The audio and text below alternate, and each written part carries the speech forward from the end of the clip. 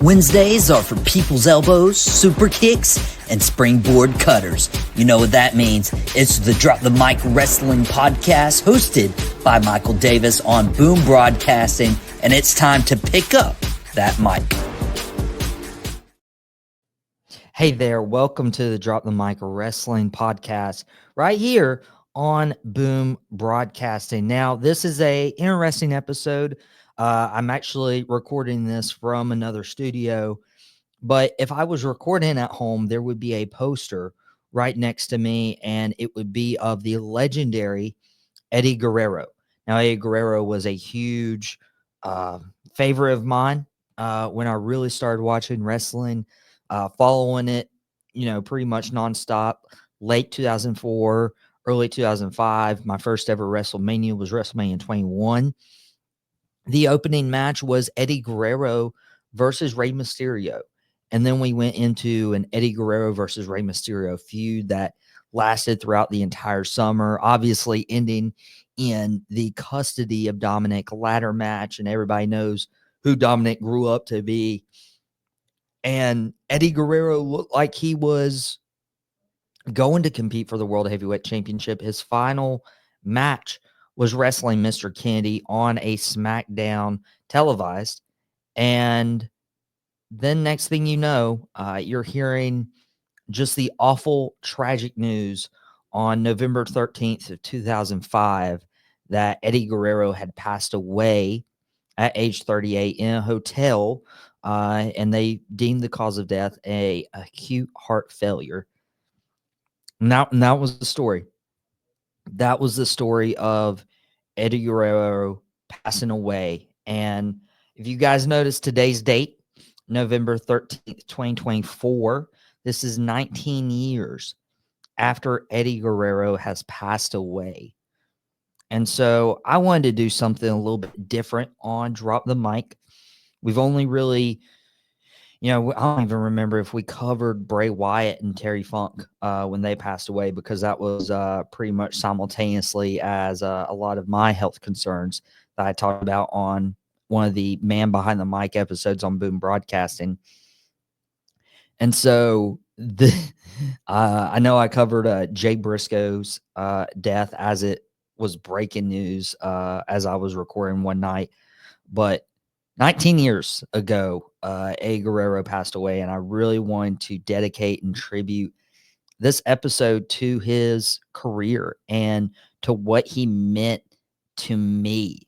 Now there's aspects of his career that I didn't get to follow like up close and personal, but got to go back and watch. Halloween Havoc, WCW, that historic match with Rey Mysterio in 1997. I've been able to go back and watch it. I've been able to, hop on the video game, and, they try to get you to do all these objectives that, really help you relive those matches. I mean, he did such great things helping the WCW Cruiserweight division. And then when he went to WWE with everybody, the Radicals, if you will, the Chris Benoit, the Dean Malenko, the Perry Saturn, and they all came at the same time. They all came together, and it was like, okay. And Chris Jericho had shown up a little bit before them, but these were guys who helped make WCW's mid-card and cruiserweight division. And now they were getting a chance to shine in WWE right before WWE purchased WCW. And Eddie Guerrero, obviously super special. But, I mean, it goes without saying, Eddie Guerrero had to take time away to better himself, to get clean. And he actually found Christ. He became a Christian while he was away, and really got his life back together in terms of getting addiction cleared and everything. And when he came back in 2002 to WWE, he captured hearts. I mean, he captured hearts. It was right after WrestleMania back in 2002. So that would have been WrestleMania 18 that he would have come back right after and insert on Monday Night Raw. But I'll be honest, a short stint on Monday Night Raw, he didn't fit Monday Night Raw as well as he would on SmackDown, because SmackDown at the time, when SmackDown and Raw were doing that brand split, Eddie Guerrero got moved to SmackDown. They had the SmackDown 6. And if I can recall correctly, Eddie Guerrero, Chavo Guerrero, Kurt Angle, Edge, Rey Mysterio, you could throw Chris Benoit, I believe was the 6th guy. You could put any of those 6 wrestlers up against each other, and you knew there was going to be magic. You knew it was going to be money, and you knew they were going to steal the show. And that honestly helped set up SmackDown to be the land of opportunity that they tried to recapture back in SmackDown 2016 era with Shane McMahon and Daniel Bryan leading that charge. That came from the SmackDown 6. They weren't big enough. They weren't the superstars. They weren't as crazy as, Monday Night Raw deemed, but SmackDown allowed them to showcase themselves with that brand split, and, allowing them to run into a tag team division again with those SmackDown 6. You could literally do any pairing of those 6 guys, and you could throw Edge right in there too, of guys who were so instrumental in SmackDown in the early brand split days. And it ultimately led to guys like Edge, guys like Chris Benoit, guys like Eddie Guerrero getting seen as more main event talent rather than just, hey, this is the cruiserweight division, this is the tag division, you stay here. They actually got the opportunity from what they were given on SmackDown because they made the most of it. They worked really, really hard on their craft, and they were put in those moments to shine, and it led to a WWE championship run for Eddie Guerrero, beating Brock Lesnar right before WrestleMania 20. Obviously, it helped that Brock Lesnar was on his way out, and Brock Lesnar wrestled Goldberg at WrestleMania 20. That was both of their last matches for quite some time. Brock Lesnar obviously returning around 2012, Goldberg returning much later, but I mean, it was a stone cold stunner sending them out. Madison Square Garden knew it. So you couldn't have had Brock Lesnar as dominant as he was for years and years. Like, fans knew he was leaving. And so who do you turn to on the SmackDown roster to carry your championship? I mean, obviously you had Kurt Angle. Kurt Angle was a big factor. Kurt Angle really helped back in 2004, but you needed somebody to go up against Kurt Angle. You needed somebody. And Kurt Angle was a heel at the time. You couldn't do a heel Angle versus heel Lesnar. Then you wouldn't have a baby face. So in steps Eddie Guerrero, one of the most impassioned promos right before he wrestled Brock Lesnar at No Way Out in 2004 on February 15th for his first world championship victory. This made him a Triple Crown and a Grand Slam champion because he had done it all. He had won the Intercontinental title. He had won the United States title. He had won the tag team titles. This was the perfect opportunity for Eddie Guerrero. And I just remember him taking such a low point in his life of, the addiction and having to step away and regaining his family back, regaining his career back, regaining his audience, finding his own faith, going through all of that. And you put it into a promo and you show, hey, not only can I hang with you on the mic and the ring, but I belong here. I belong at the top of the card.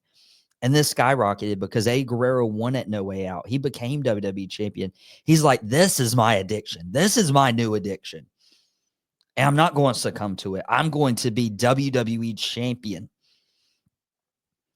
And the memories and the moments he had. I mean, he was so instrumental at WrestleMania 20, slipping out of the boot for the ankle lock on Kurt Angle, hugging Chris Benoit at the end of the show. And, of course, with everything that happened later on with Benoit, we don't get to see that moment played. But at the time, it was huge. And no fault to Eddie Guerrero of his own.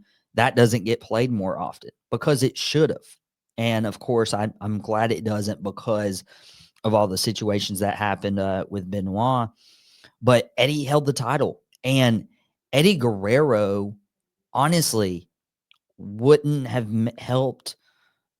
Nobody would have helped JBL in his WWE Championship run kick off anyone else like Eddie Guerrero.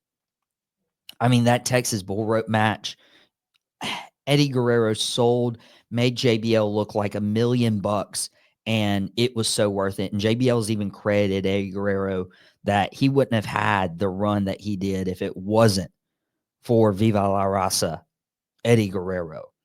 And then you have Eddie and Ray teaming up, and that's where we get to WrestleMania 21, my first WrestleMania that I ever bought. So this was the first WrestleMania match I got to happen in real time. I got to watch, and they tore it up, man. They did a great job opening up that show. Eddie Ray, the only time we ever got that at a WrestleMania, and dude, it just set up everything because they had the WWE tag team titles at the time.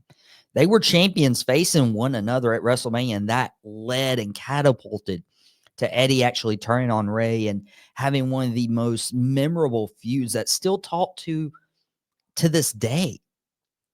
Not even before Dominic became a wrestler in his own right, but everybody remembers the custody of Dominic ladder match and the emotion, the aggression.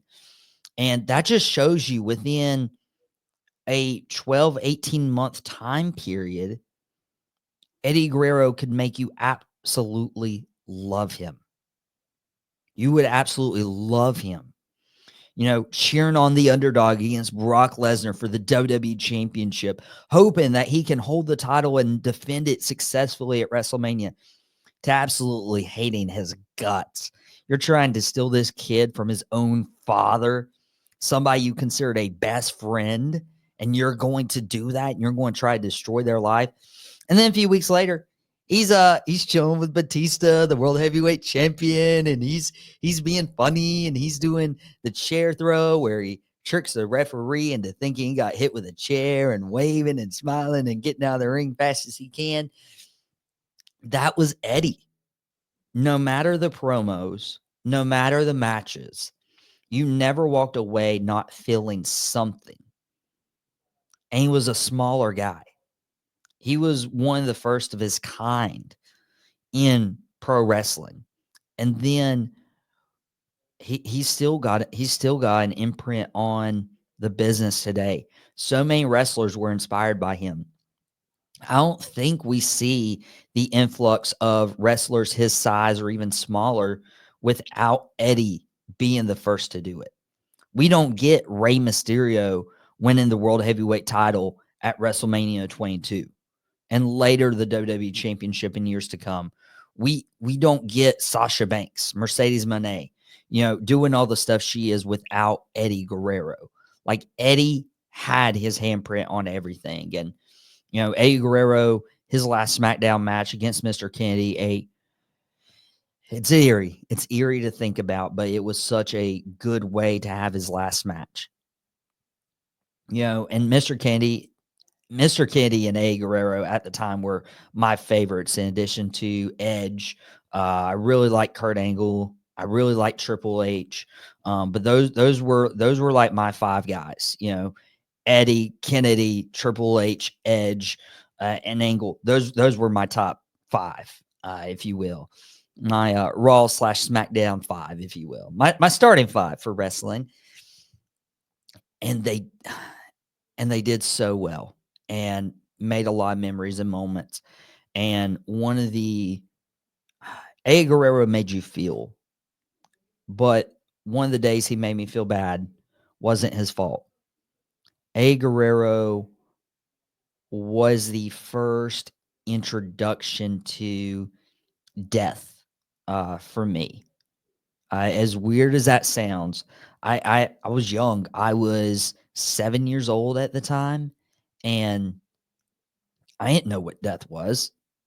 All I saw was, being told that Eddie had passed away, and watching Monday Night Raw and then watching SmackDown, and everybody's crying and wrestlers are doing these tributes and tears, and it's just weird because it's like it almost as a kid, it almost felt like, oh, he's injured, so he's going to come back in like a year, right? And he never comes back. That was the first introduction to death, and trying to fully grasp that as a kid. And as a kid, you never met this person in real life. You never met this person, but you got to see and feel all the emotions as he was on TV entertaining you. And so people always are clowning me for being a wrestling fan, this, that, whatever. Well, you haven't had that connection with a wrestler like Eddie Guerrero, who could really, really make you feel all sorts of special. It's a shame. It's a shame Eddie Guerrero left this earth way too soon. You look at other wrestlers who are wrestling into their 40s, some in their 50s, and you're like, "Man, we got robbed of at least 7 more years of Eddie Guerrero. We got robbed of 7 years prime Eddie Guerrero. You got robbed of all the wrestling conventions you could go to and hoping that Eddie Guerrero's name would be there because you would love to tell him that he made an impact on your life somehow in some way. So it's very, very, very unfortunate that there's this date, November 13th, that looms every year, and next year it'll be 20 years without Eddie Guerrero. And I've been without Eddie Guerrero more than I got to experience him, and the way that he touched fans all across the world and touched the locker room. He really became a locker room leader those last few years. And again, he had a temper. He had that Latino heat, but he's still having his imprint on this business and on wrestlers, on fans, people who get to go back and watch some of his matches. And I'm just glad he did get that opportunity to be seen as WWE champion, to be seen as the best. It would have been awesome to hear a Hall of Fame speech from this guy. But despite how small he was, despite the things he had to overcome personally, he did it. And you can look back at a life lived to the fullest with Eddie Guerrero, and he's still remembered to this day. And I miss him as a wrestling fan. I know his family misses him as well. And stuff like that you never really get over. But hopefully these, types of deaths are few and far in between if they stop at all. Because it was a tough day as wrestling fans for Eddie to pass away. It's been tough when Brody Lee, Bray Wyatt, Terry Funk, so on and so forth, Dusty Rhodes, all these greats that have touched you or impacted you in your life, making you feel some sort of emotion, that they're no longer on this earth. So you may have never given the chance to say thank you. And so for that, I want to say thank you to Eddie, for the way he made me feel, and still going back to watch his old promos, his old matches, he still continuously is entertaining us. So thank you to Eddie Guerrero. I wanted to dedicate this episode and tell you how much Eddie meant to me as a fan. And I want to say thank you guys for watching Drop the Mic today. And I can't wait to be back next week. Until then, don't drop the mic.